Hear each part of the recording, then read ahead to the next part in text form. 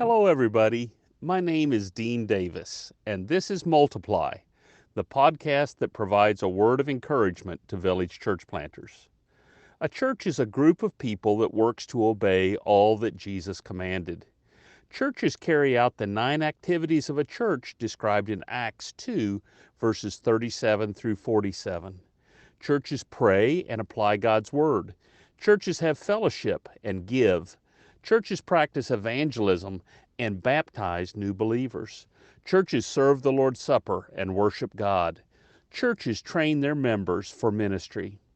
So if a church is a group of people that works to obey all that Jesus commanded, what is a cell group? A cell group is a group of people who are members of a church. As a cell group, they obey some of the commands of Jesus, but not all. For example, it's common for members of a cell group to pray, worship, study God's Word, have fellowship together, and practice evangelism as a cell group. But many cell groups will always, or almost always, give their tithes and offerings, baptize, and participate in the Lord's Supper with the entire church body, including members of other cell groups. A church is a group of people that works to obey all that Jesus commanded. A cell group is a small group that is part of a church. Cell groups obey some of the commands of Jesus together, but not all.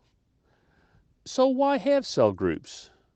Cell groups provide some wonderful opportunities that are often not available in a church. Cell groups are usually small groups of 5 to 20 members. Cell groups often meet in homes.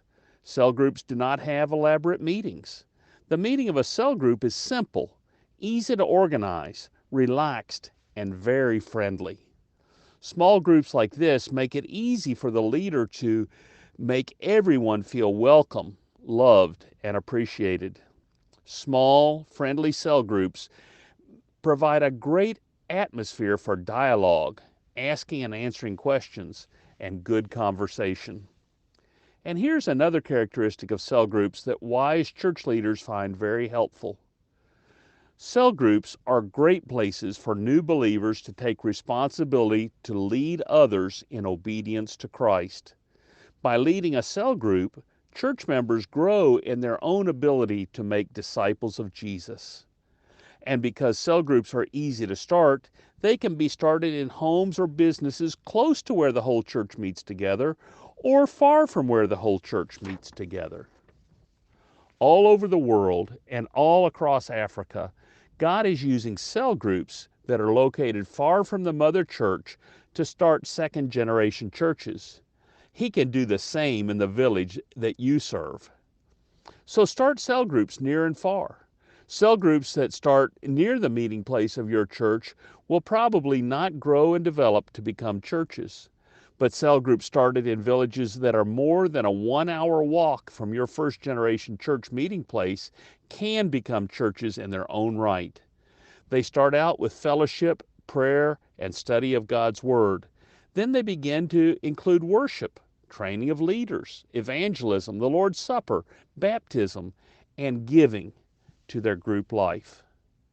In a very natural way, what started as a cell group becomes a church that obeys all the commands of Christ and carries out all of the activities of the church in Jerusalem described in Acts 2, verses 37 through 47. Cell groups can help your church grow by inviting new people to cell group meetings. Cell groups can help your church grow by developing new young leaders for the church. Cell groups started far from your church meeting place can help your church grow by developing into new churches. The wise church planter gives attention to starting and developing cell groups. This has been Multiply, and I'm Dean Davis asking, who will you share this encouraging word with today?